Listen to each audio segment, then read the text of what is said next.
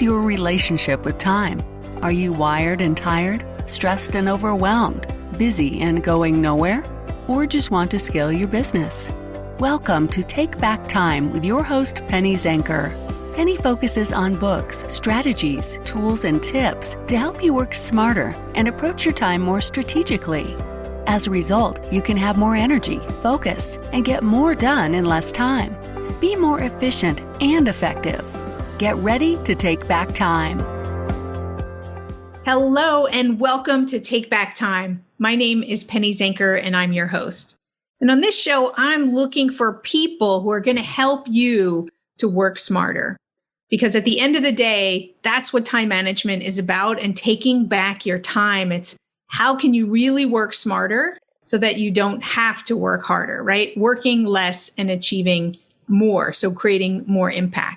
So Wendy Weiss is here with me today, and I'm super excited. She is the queen of cold calling.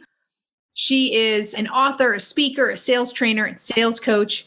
And she's recognized as one of the leading authorities on lead generation, cold calling, and new business development. And that's why she's here, because you guys need this. And her clients include Avon, ADP, Sprint, and thousands of entrepreneurs throughout the world.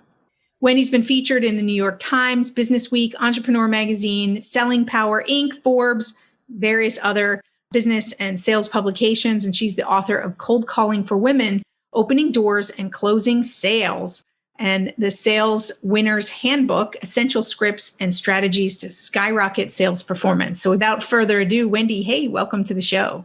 Hey, Penny, thanks for having me.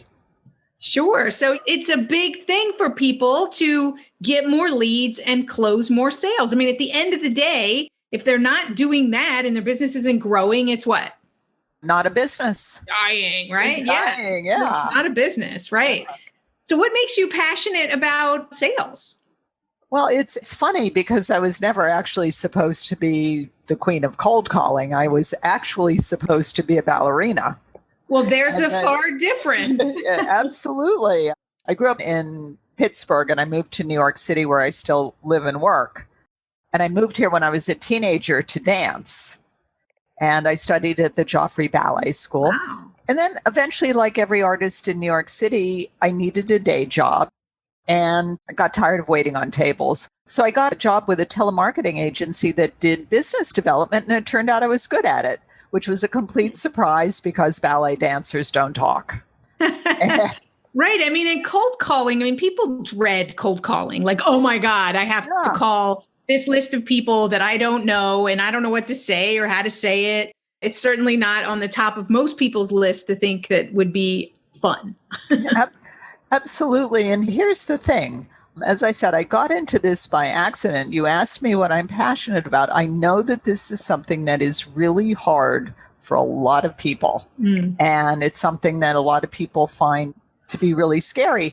And here's the thing. The conversation about this topic is often so stupid.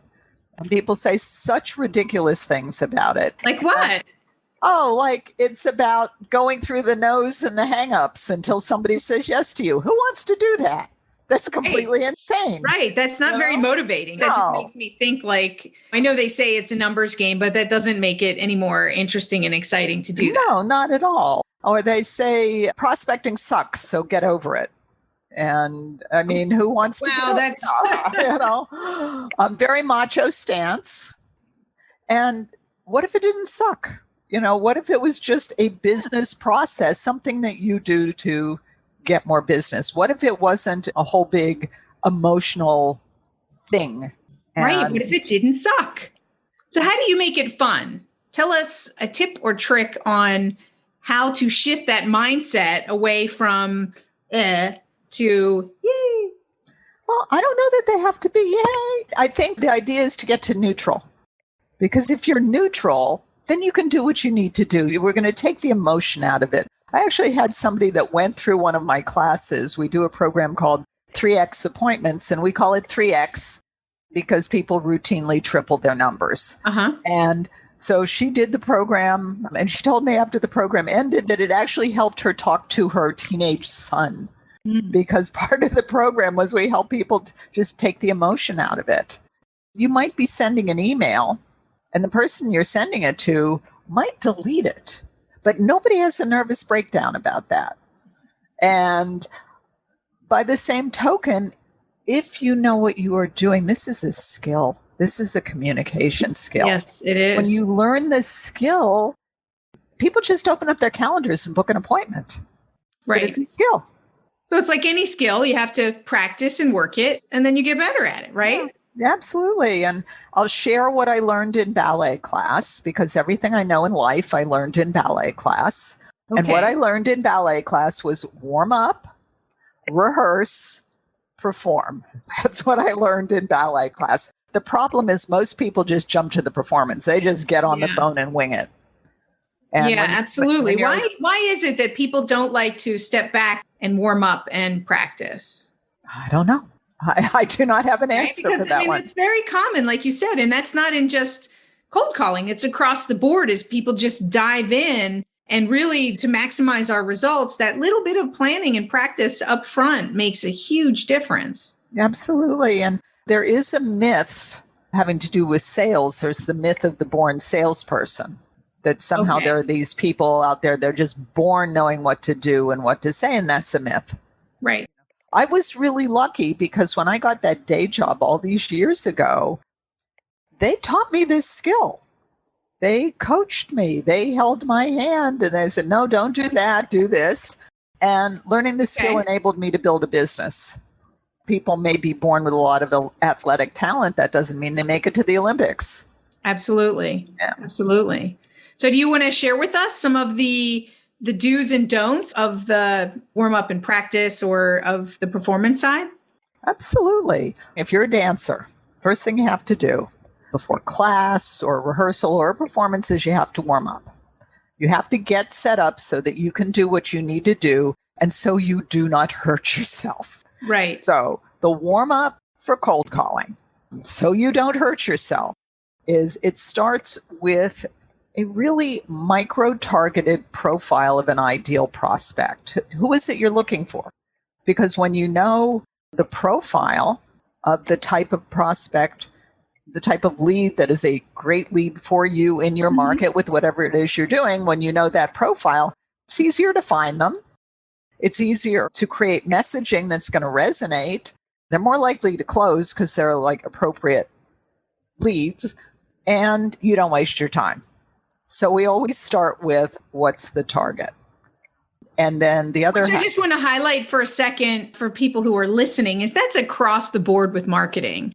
Like if you don't know who you're targeting, so I think that it's super critical for cold calling and anything in the sales side, because you can't get the right messaging if you don't know who you're talking to, right? So that is crazy how many people skip that. Yeah, it is. It's crazy. Yeah. Because the answer to what's a great lead for me in my market is not like everybody. Right. It's really specific. How do you help people with that? Because maybe that's where people fall down and is they go, everybody, I'm a coach. And so therefore I can coach anybody. Or do you have a process where you kind of help people to get a question that you might ask to help them get clear on who it is that's a best fit for them? Sure. And we actually start with the concrete objective criteria. So we're looking at how large is the company, either revenue or employee count? Does it have to be in a specific geographic location? What's the title of the person that's going to hire you? Is it a specific industry? And what people like to do is they like these subjective criteria. Oh, well, I'm looking for people that understand the value that we have to offer. Aren't we all? Wouldn't you like to be the list broker with that list? Right. So we start with very concrete objective parameters. And typically when people are in our 3X appointments program, I have to rein them in a little bit. They'll say they're looking for companies with 10 to 10,000 employees. And we got to narrow that a little bit first. The rule is what you say has to be relevant to the person you plan on saying it to. So it starts by choosing. And what I love about this and what is so powerful is you get to choose. Yeah. So many businesses, they're just reactive. Like whoever comes in the door, that's who I'm going to work with. Yeah, absolutely. And then they're not getting their ideal customer. One of the things I like to say to people when they're trying to figure out who that is, if you've been in business at least for a year or a couple of years and you have some clients, pick one client that you love to work with. What are some of the characteristics about why you love to work with them? Is it because of the size of the company? Is it, what is their role and so forth, so that it can help them to, if they're not sure, it gives them something to work from. And then of course, there's the not list, right? Is sometimes people don't know what they want, but they know what they don't want. So sometimes you work with, okay, list the things that you don't want. And that helps you find better what you do want. Absolutely. Absolutely. Because once you know who you're looking for, then you can start to create that message that's going to resonate. When you get them on the phone, you need to have something compelling to say. Leave them a voicemail. You have to have something compelling to say so that they will return your phone call, because people actually still do that. It's going to send them an email. Better have something compelling to say so they hit reply. Absolutely. And I would guess that this is just as applicable if you were connecting with someone on LinkedIn as well, right? Absolutely. Because I get a lot of, this is sort of a pet peeve of mine. Like you said, have something relevant and make them want to respond back. I see a lot of non-compelling messages where I'm like, hello, it's the point of LinkedIn isn't to be linked to everyone. It's to be linked to people that make sense, right? So when they say, hey, your profile looks interesting, let's connect. Like, maybe we can pick something like that apart and give people some better strategies, because that doesn't work for me. Like, I'm not going to hit accept for somebody like that. Yeah, there's got to be some kind of engagement. I noticed you were doing this, that, and the other thing, which is so interesting to me because, and that's why I'd like to connect. Right. Or we know all these people in common, and because they're doing this and I'm doing that, and this is why, and there's got to be some reason there. Yeah, absolutely. Yeah. So what about the rehearse? So I'm looking at, right, I have to look at it. I know it's only 3 things, but the warm up, the rehearsal, and the performance. So any do's and don'ts in that rehearsal piece to hone the skill?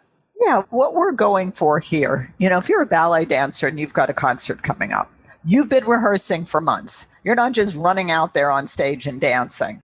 And if you're training as a ballet dancer, you take class every single day and you repeat the same movements over and over and over and over again every single day. But what happens when you do that, you get muscle memory. It's automatic. You don't have to think about, do I have to point my feet, or how do I do this step, or what comes next? Because you've just done it so many times, you stop thinking. You just are. You're just being. And so we want to do the same thing. We need to practice. So once you've created the messaging, and I'm going to use the word that everybody hates, you need a script. But a script is not, hello, sir or madam, may I have a moment of your time? That's not a script. A script is, you're prepared. You know what you're going to say. You know how you're going to introduce yourself. And, I'm going to say something really controversial. Everyone uses scripts. Every single sales professional in the entire world uses scripts. And what I mean is, you probably got an elevator speech. You probably got questions that you get asked all the time and you have an answer. There are probably objections you hear all the time and you have a response. It may not be written down, but if you're saying the same thing over and over again, that is the script. Right. So people get very hung up on this word script. The question is not, should I use the script? The question is, when I use this script, what happens and does it work? Does it work? Yeah, I was thinking the same thing in my head is, does it work? Does it work? Right. And I would argue that if people are hanging up on you, it doesn't work. You need a better script. One of the things that I like in the rehearsal, and I don't know if you did this in dancing, but you probably, right, you've got a mirror there so you can see yourself, or you've got an instructor who's giving you feedback. Yeah. I think that a lot of times people don't go that extra mile to make sure that they're getting feedback and that they're testing it, or even record and listen to themselves, right? Absolutely. Because those are huge things to be. I mean, God, when I first listen to myself and I have other people do that sometimes, they're like, oh my God, is that what I sound like? It's like, yeah. It's shocking, but it's important to hear what other people are hearing. Absolutely. And in our program, we practice with people. And also sometimes they give us recordings. They'll record and send it in so we can listen to them, and then we can listen to it together, because it's really, really important. And when you practice, you just want that automatic muscle memory so that you can say what you have to say. If the prospect has a question or they have an objection or you're speaking with the gatekeeper or whatever it is, you're not thinking, what comes next? You just say what you have to say. It just makes it a lot less stressful. Like you said, it's neutral, right? Because it takes out the emotion when you already know how you're going to respond. Yeah. And you don't have to think about it. And that's when it really works. And that's when you get on the phone. And it doesn't take years. You can learn to do this in a matter of months. Our 3X appointments program is 3 months. Right. You can learn to do this in 3 months. It takes 10 years to train a ballet dancer. It's not going to take you 10 years. Right. 3 months. You can do it. And even then you have to have certain, I guess, things that work for you to be a ballet dancer. Yeah. Well, even once you're dancing professionally, you keep taking class every single day. I still take class and I'm not dancing professionally, And I think that's a really good point, is it doesn't matter where you are in your sales career and in your sales experience or anything, is we're constantly looking for that training and new ways to get better and new ways to practice and things like that. So I think that is really, really important to stay on your game. Absolutely. Any other sort of key points that you wanted to share for today's show with our audience? Since the name of this show is Take Back Time, I thought that I would share my number one time management strategy. Definitely. I was also going to ask you, and you can see if this fits in the same, is do you have a shortcut, something that you do that shortcuts to your success? Okay, I'll answer. Make them two separate things or one thing? They're kind of two separate things. Okay. But the time management strategy is follow the money. That everyone's really busy. You've got a lot of stuff on your plate if you're a business owner. And when you look at your to-do list, all the things you need to do, you say to yourself, what is closest to me getting paid? Do that first. Yeah. And I would argue the low-hanging fruit. Yeah, I would argue selling something to somebody is right there up on the top. And then prospecting, putting opportunities into your pipeline would be number 2. So that's what we always want to do. We want to just follow the money, because so many business owners or even, sales reps get hung up on the day-to-day. Well, I have to go do this filing, or I have to, do this paperwork, and leave it till later. Go sell something. Absolutely. And I want to highlight for people who are listening that you said prospecting second. I'm a firm believer in that too. And that's something that a lot of people get caught up in, over prospecting and not enough selling and converting, like focusing on the conversion part of the process, that they're focused on the prospecting or having the conversation, but not optimizing that conversation to close it, to create that appointment, like you said, or to take it to the next level. Absolutely. And perhaps I should share my definition of the word prospecting, because to me, prospecting is you get an appointment. Right. Okay. It's not all this stuff leading up to it and then you stop. Right. It's that you get an appointment, and the more effective and efficient you are at doing that, that really leverages your time. Oh my God. It's everything. I mean, at the end of the day, that appointment is more likely to turn into a sale than a lead, right? Yeah. A lead is a name and their contact information. Right. So we want more appointments, because that's going to filter through the entire funnel. The more appointments we have by sheer numbers, the more sales we're going to have. And then when you focus on that next conversion point, then you're going to be able to tweak 2 spots in that sales process. Absolutely. And if you do the prospecting piece right, then it's more likely that opportunity is going to close. Absolutely. So what's your shortcut then? Shortcut. Well, there's a few things.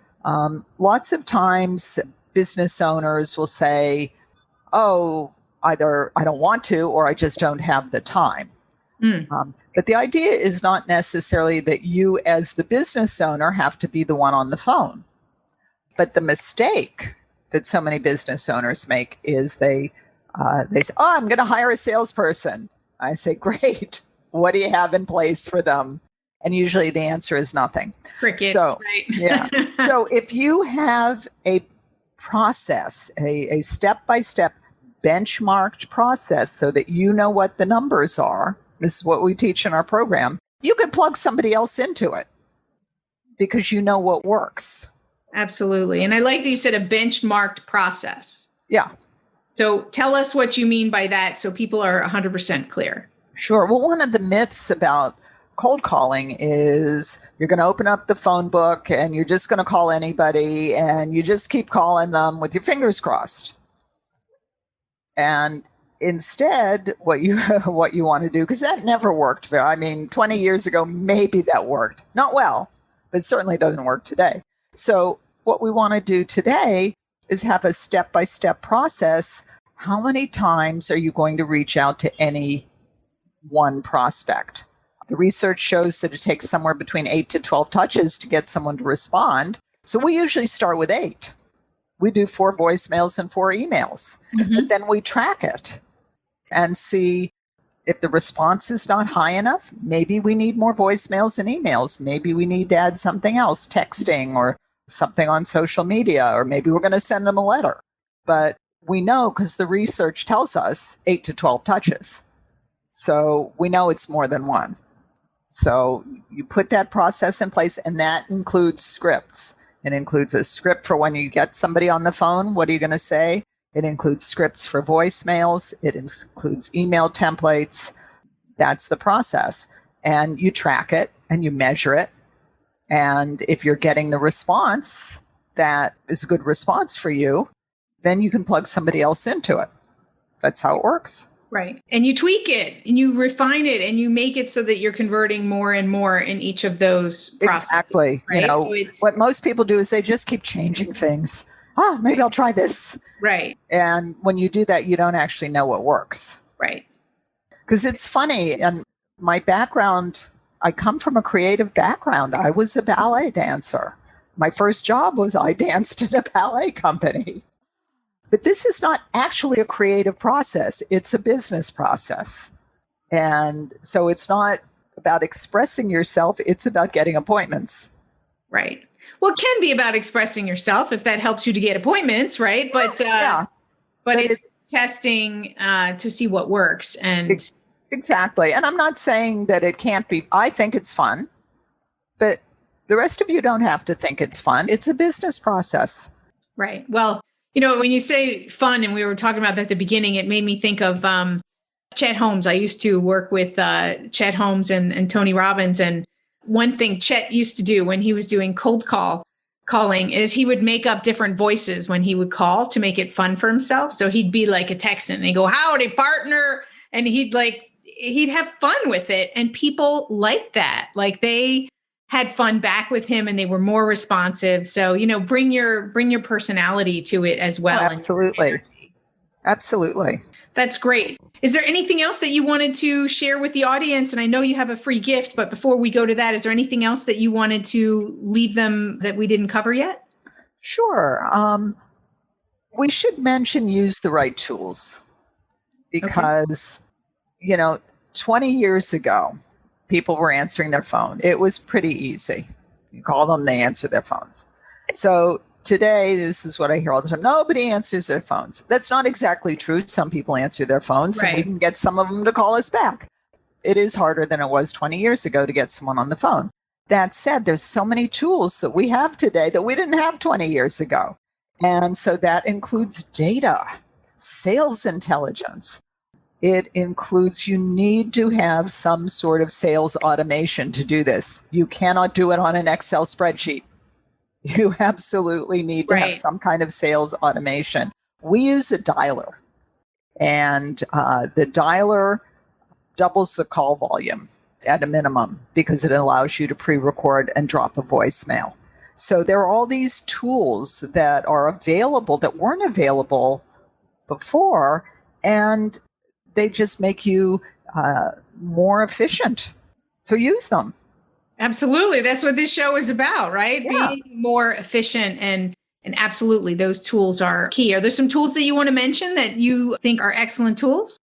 Well, we use Contact Science, and that is actually a tool. It's not CRM. It is specifically for telephone prospecting, appointment setting. So I do recommend Contact Science. If you reach out to Contact Science, tell them the Queen sent you because they give my folks a discount. Fantastic. And we also use a dialer by electronic voice. And same thing, if you reach out to them, they take very good care of my folks. So let them know the Queen sent you. That's what we use. Fantastic. Well, thank you. Well, thank you so much for being here. Let's share with everybody the free gifts that you have available for them and where they can go get them. Oh, absolutely. The first gift for those of you that are prospecting or should be prospecting and would like to start, I have my cold calling survival guide.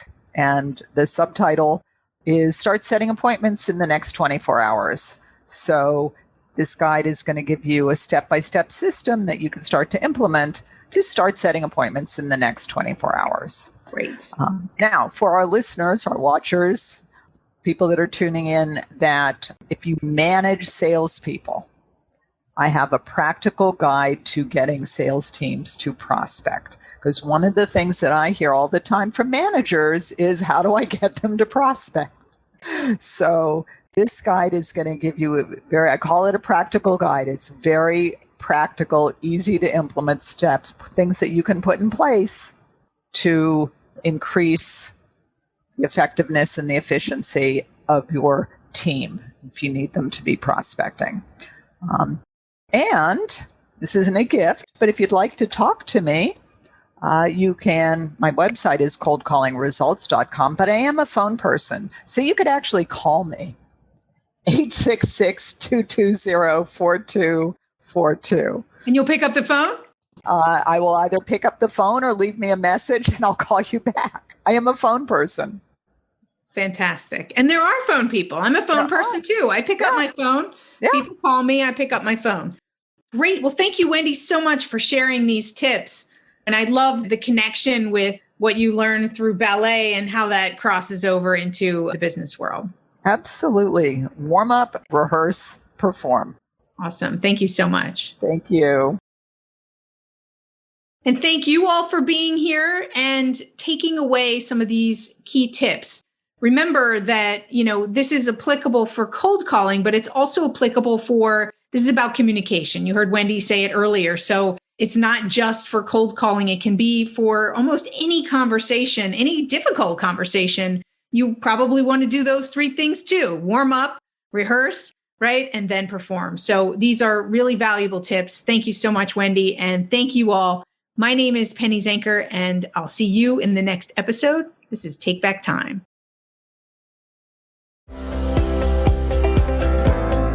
Thank you for listening. Today's topic is another opportunity for you to put the knowledge you learned into practice. Tune in again next week for more strategies that will help you have more energy and focus to get more done in less time, so you can continue to take back time.